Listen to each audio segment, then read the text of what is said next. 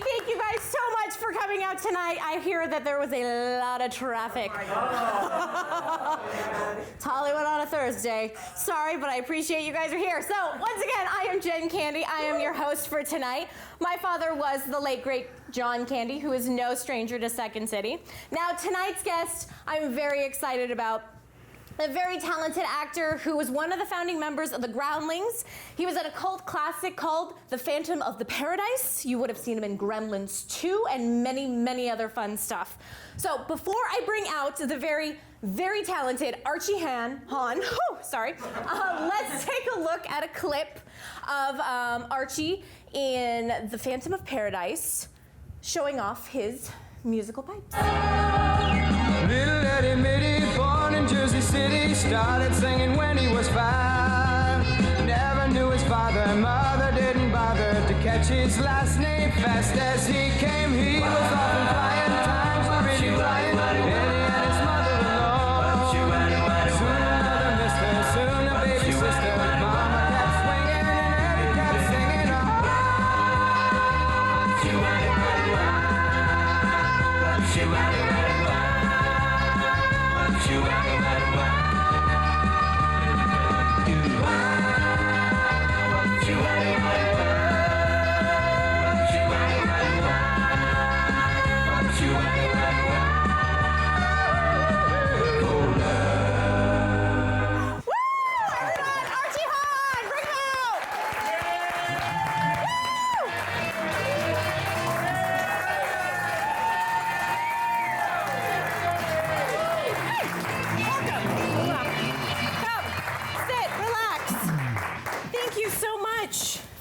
Here. My pleasure. Now, I asked all my guests what their favorite candy is, and you said multiple things.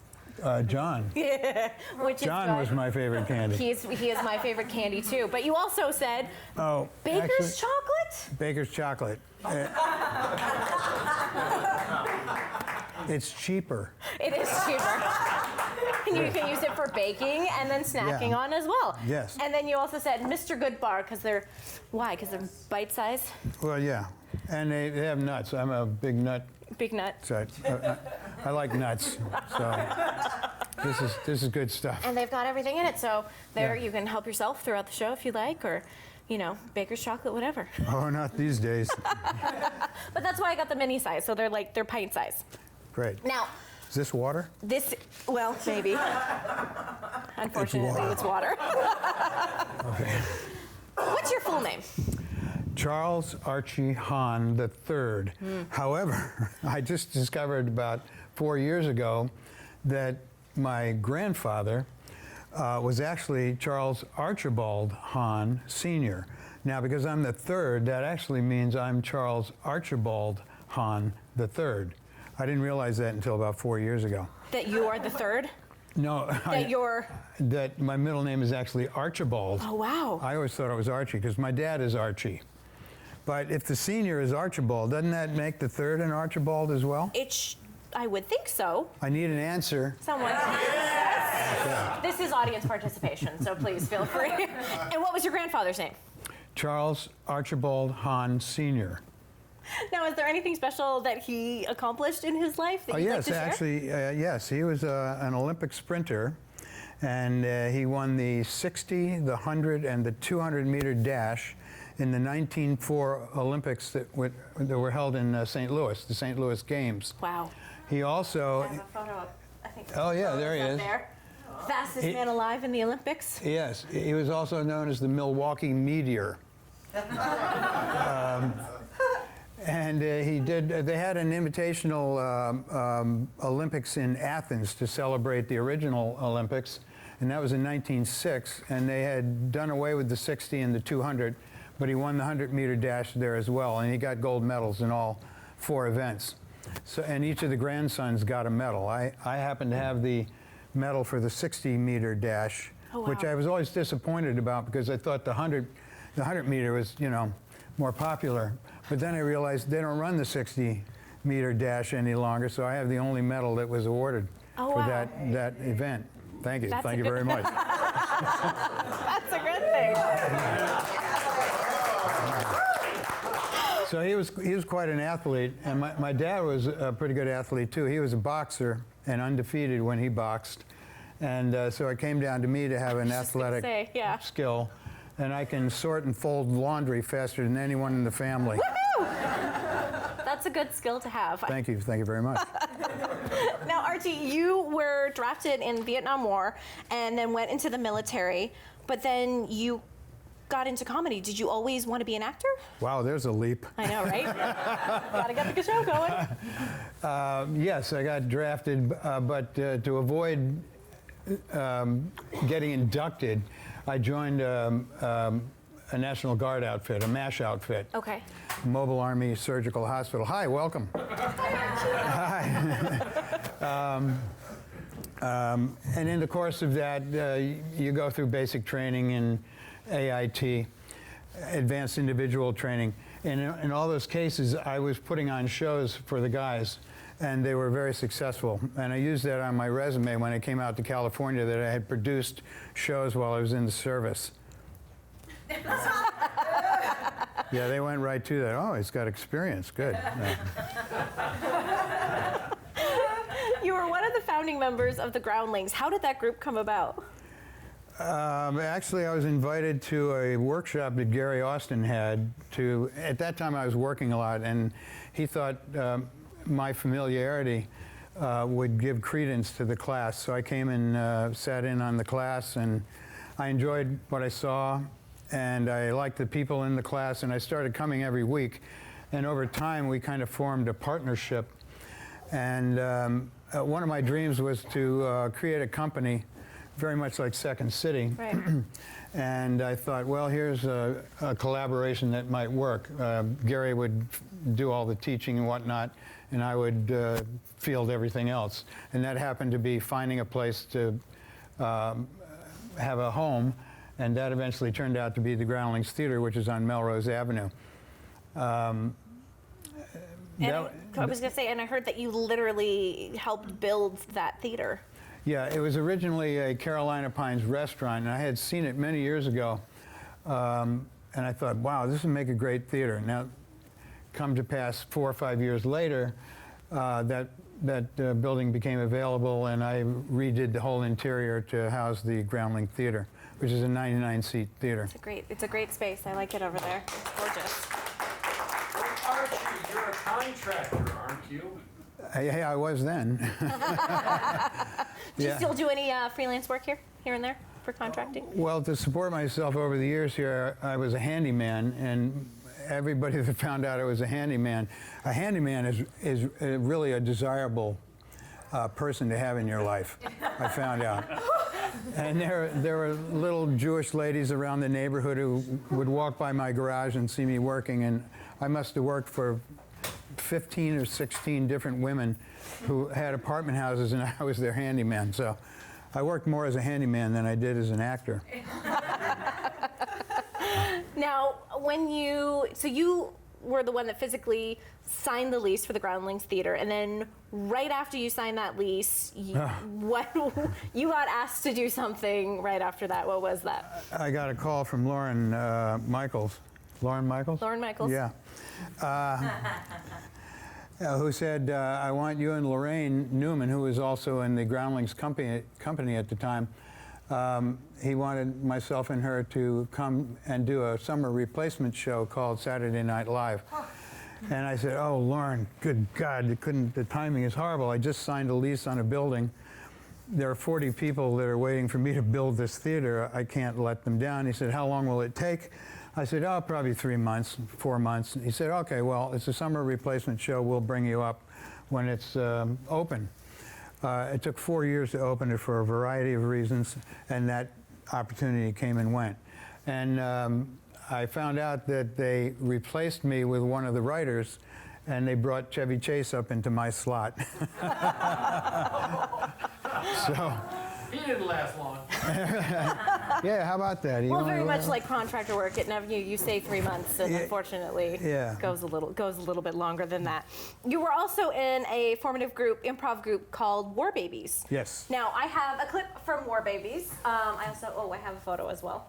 well, we can show that later. I have a clip from War Babies now to set. That's about how long I was in the group. I was gonna say to set up the clip for you guys. It's an improv show, and they had just gotten a suggestion of opera and stutter. So here you go.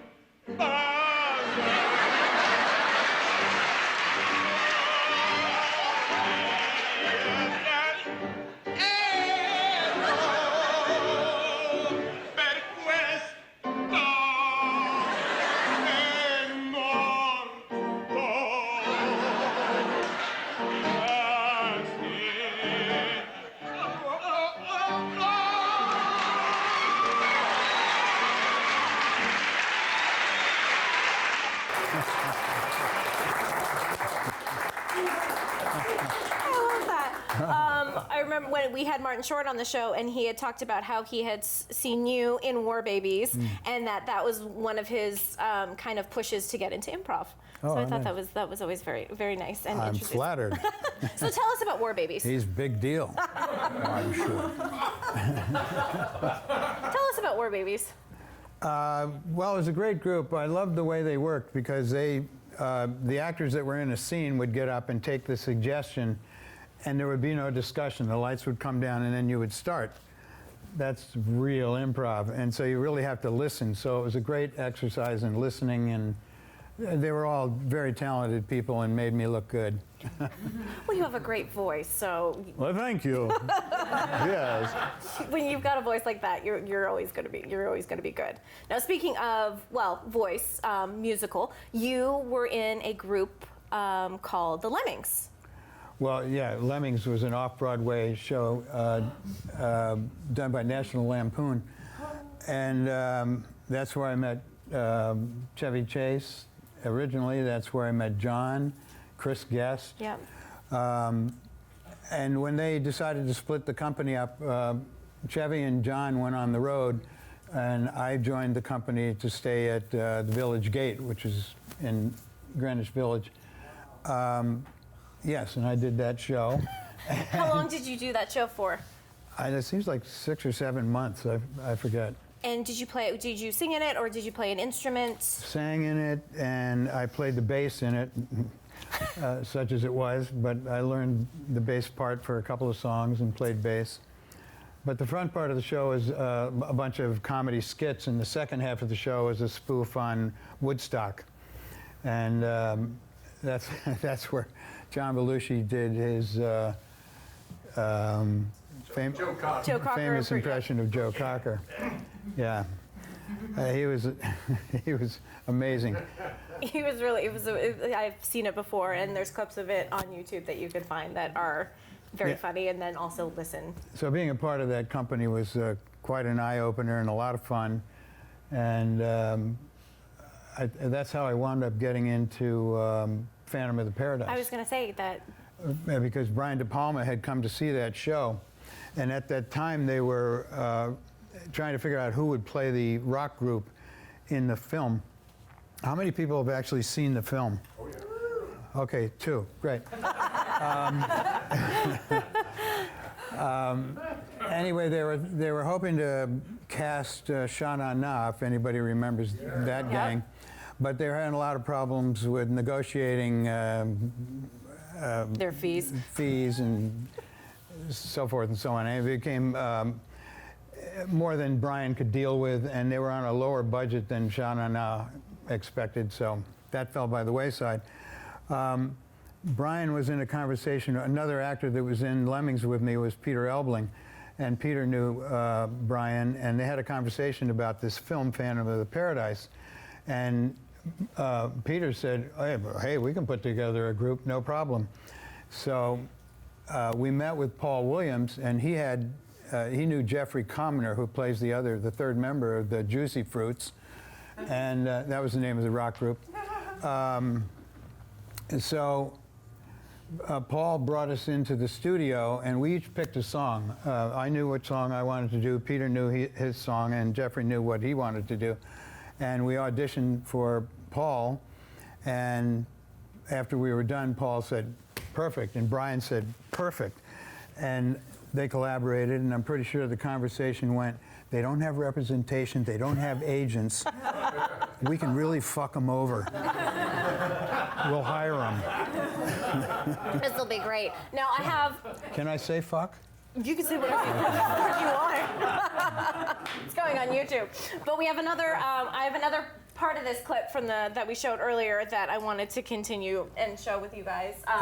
To take a look at the rest. We'll remember you forever, Eddie. Through the sacrifice you made, we can't believe the price you paid for love.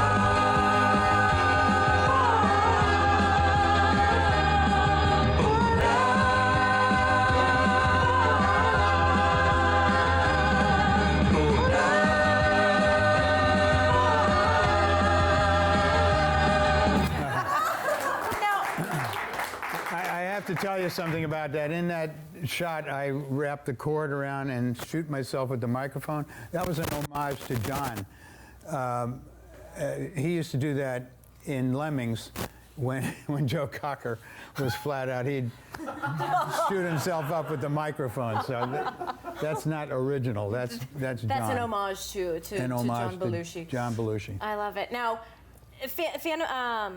Phantom of the Paradise is now like a cult classic, kind of very much like Rocky Horror Picture Show. And so, do you still participate in like showings of it? Yes, on a yearly basis. On a yearly basis? In fact, coming up next, I think it's a week from now, there's a big fan of the movie. His name is Ari, and he has compiled all of the old footage from the film. He has the most complete archive of everything Phantom of the Paradise you can imagine. And he's put together the film the way it was supposed to be. Originally, they had to blot out a lot of things because they were contractually, there were other groups, for example, Swan Song couldn't be used because somebody else owned it. So they had to go through and meticulously scrub all of those scenes where those things appeared. And it wasn't done very well. They were shaky and it was awful. Now, there's another music number that you do in there. And this photo that's here. Now, this was before Kiss. Yeah, this is, there was always a question about where Kiss got the idea for their makeup. We had no idea that Kiss existed, and this was our choice for this particular part of the film. We picked black and, what? Which one is you? The far left. I'm the, With the slash across. the one with the black and white makeup going like this.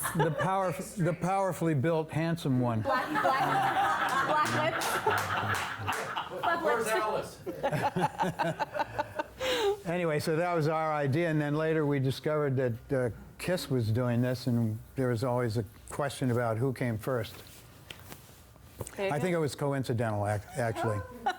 Well, I love that photo when I saw it. Yeah. Now, you also did a film called Brewster's Millions that my dad was also in, and Richard Pryor, that was directed by Walter Hill. Now, I understand that in the scene that you were in, you thought it could be funnier.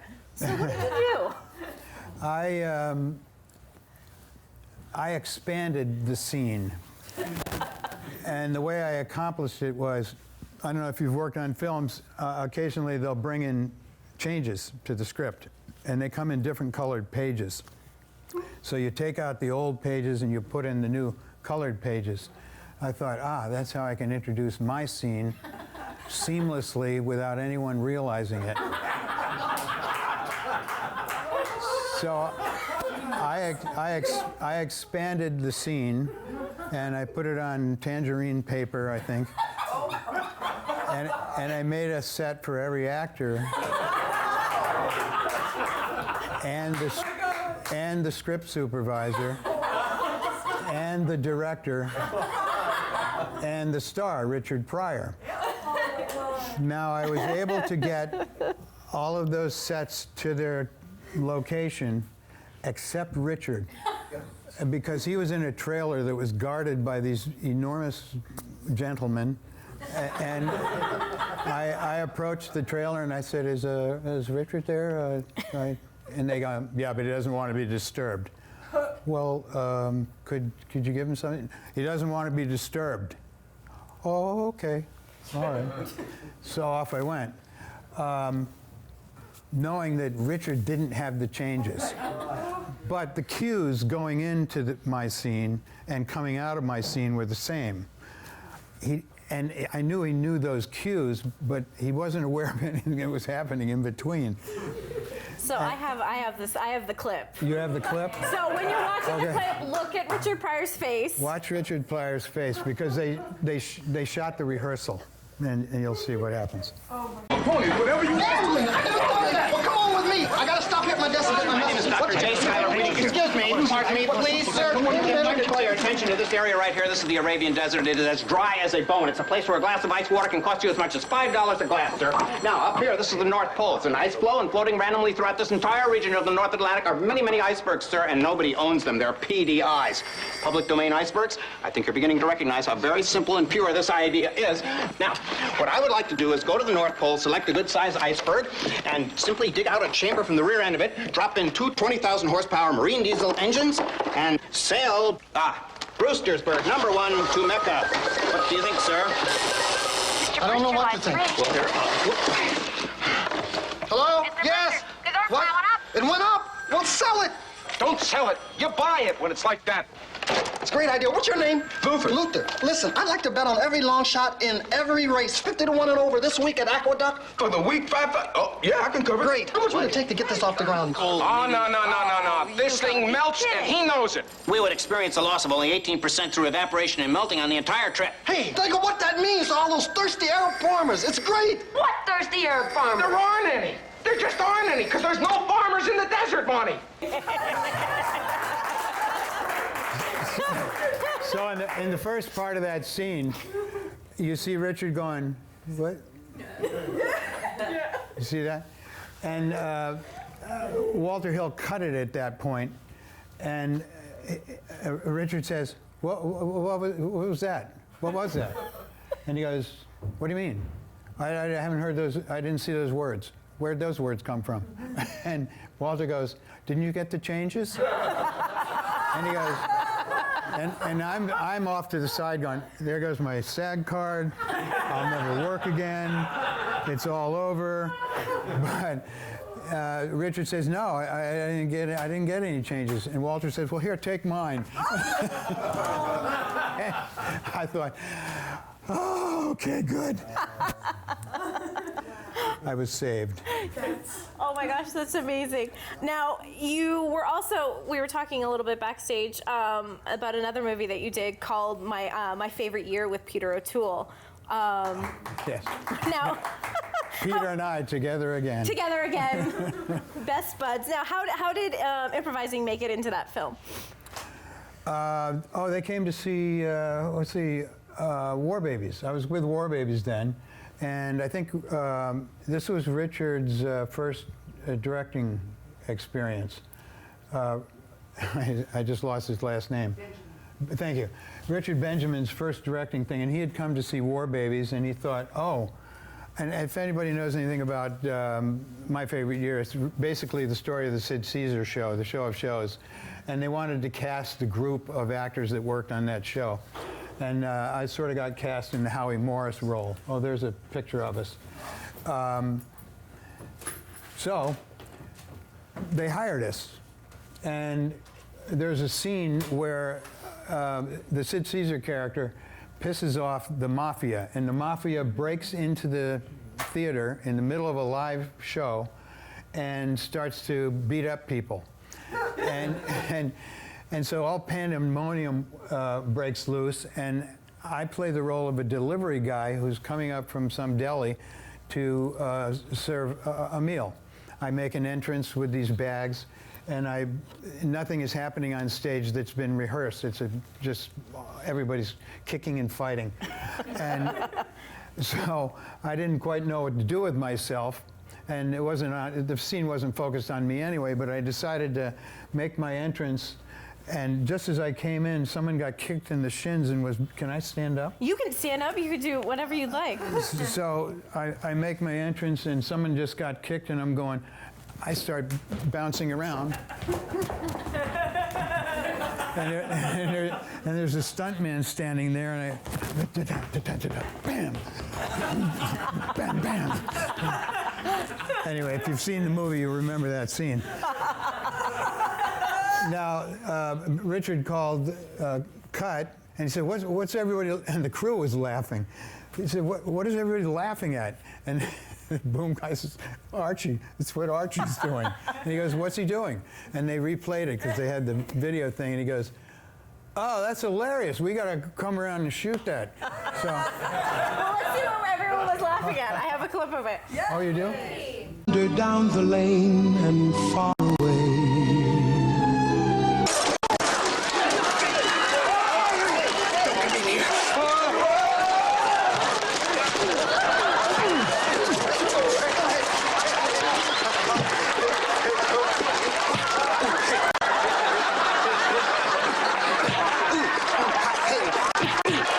Rojek's men are killing King.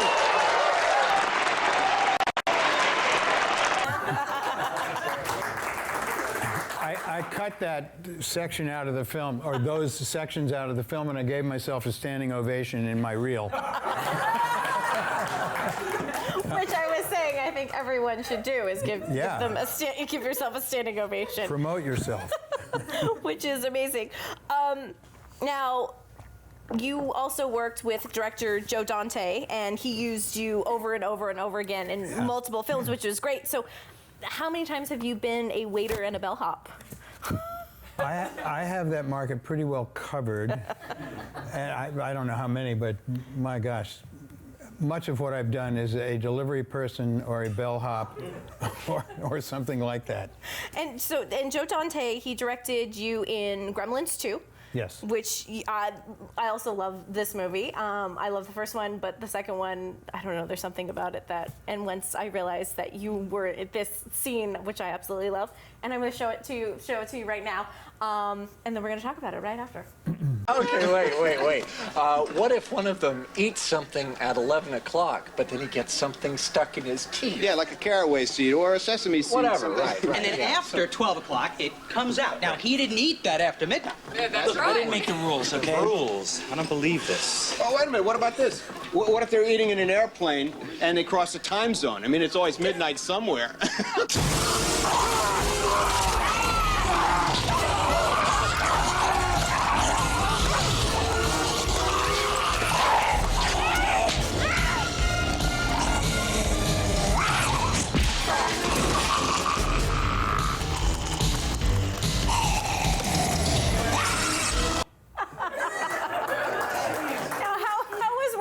With a gremlin like? Well, that was interesting.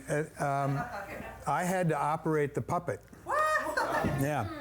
So they had a jacket that had a fake arm on it, which was holding, if you look into the scene, it looks like my arm holding onto the puppet, and my real right arm was up in the puppet. So I had to attack myself. And we did the scene, and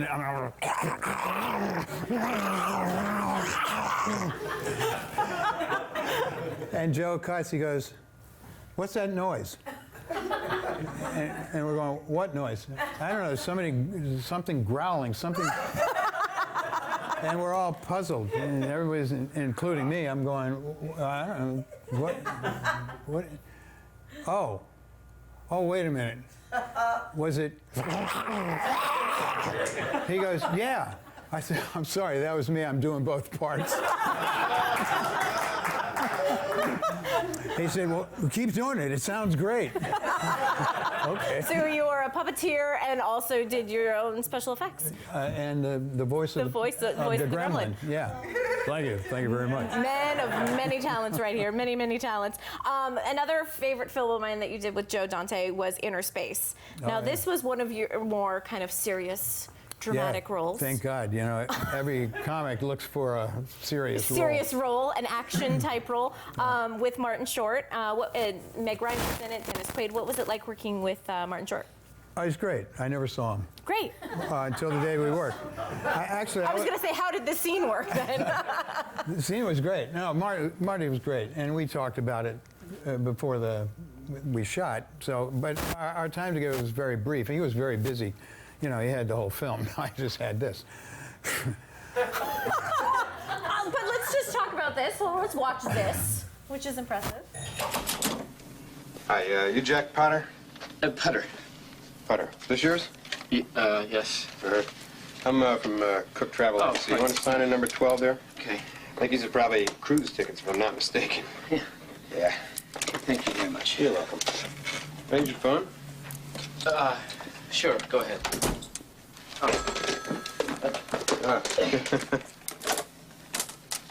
Thanks, appreciate it. Shot your TV out, huh, man? Just like Elvis. You know, you're a lucky guy going on a cruise. Taking your roommate? No, I don't have a roommate. Oh, I thought I heard you talking to someone. Don't trust him. He's not a messenger. Yeah, I made the drop. How do you know? Gut reaction. Get out. Get out right now. Piece of cake. Where you going, man? Grab it! Grab it!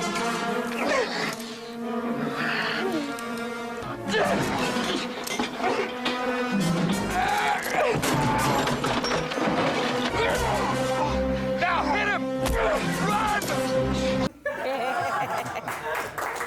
It's one of my all-time favorite movies. Yeah. I had to wear a big cod piece for that scene. Protection. You got to protect protection. It's a good thing to do. Protection, yeah. What you have to do. Yeah. Now, Archie, you're also in one of the longest running improv groups right now. Yes. Off the Wall. Yes.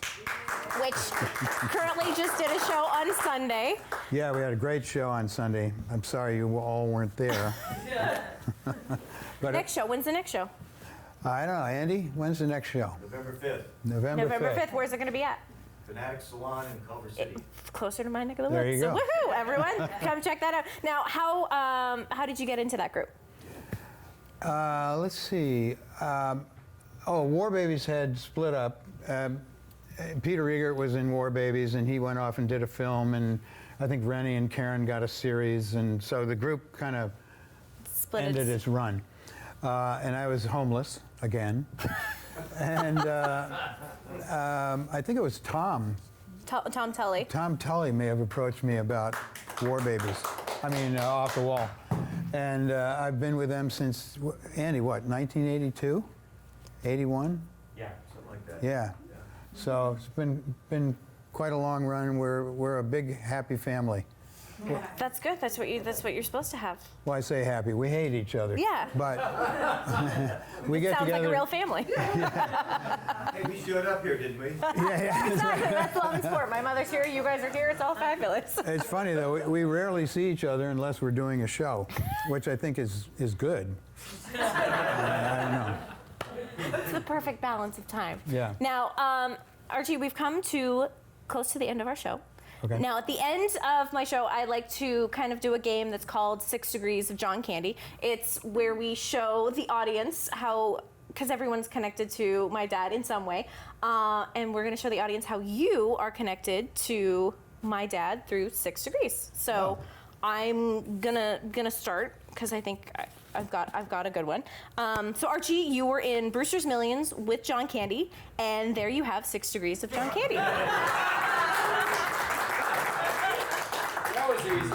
That's more like no degrees, isn't it? Or 1 degree? That's not even 1 degree. That's a zero. That's a 0 degree. Okay, I can do better. Okay. Okay, you were in Inner Space with Martin Short. Martin Short was in SCTV with John Candy. There we go, 6 Degrees of John Candy. What is 2? 2? 2 degrees? 2 degrees. Okay. Is that right? 2? I can do better. I'm gonna get a drink of water for this one because Me too. yeah. Because we're getting into higher math now. I know. Bill. Hold on. Okay, Archie, you were in Meatballs 2 with Paul Rubens. Paul Rubens is known as Pee Wee Herman. Pee Wee Herman was in Pee Wee's Big Adventure, which was directed by Tim Burton. Tim Burton also directed Edward Scissorhands with Johnny Depp. Johnny Depp was also in that movie with Winona Ryder. Winona Ryder was in Heathers with Christian Slater. Christian Slater was in a movie with Patricia Arquette called True Romance. Patricia Arquette was married, if you remember, to Nicolas Cage. Nicolas Cage was in a movie called Moonstruck with Cher. Cher won an Academy Award for that movie. Another person that won an Academy Award was Jack Nicholson. Jack Nicholson was in the movie The Shining about a caretaker of a hotel. Now, another movie where people stayed at a hotel was Trains, Planes, and Automobiles, starring Steve Martin and John Candy, therefore giving us 6 degrees of John Candy. We made it there somehow, right? Yes. I think that was 106 degrees, but But it works. fun. It does work. It So works. Archie, I just want to say thank you so very much for coming out to the show and being a part of the show and getting to know you through doing the show and coming to my last show, and I greatly appreciate it. So thank you so much. All right. Thank you so much. Aww. No, I should be doing that to you. So everyone, thank you so much for coming out, and we will see you next time. Have a good night.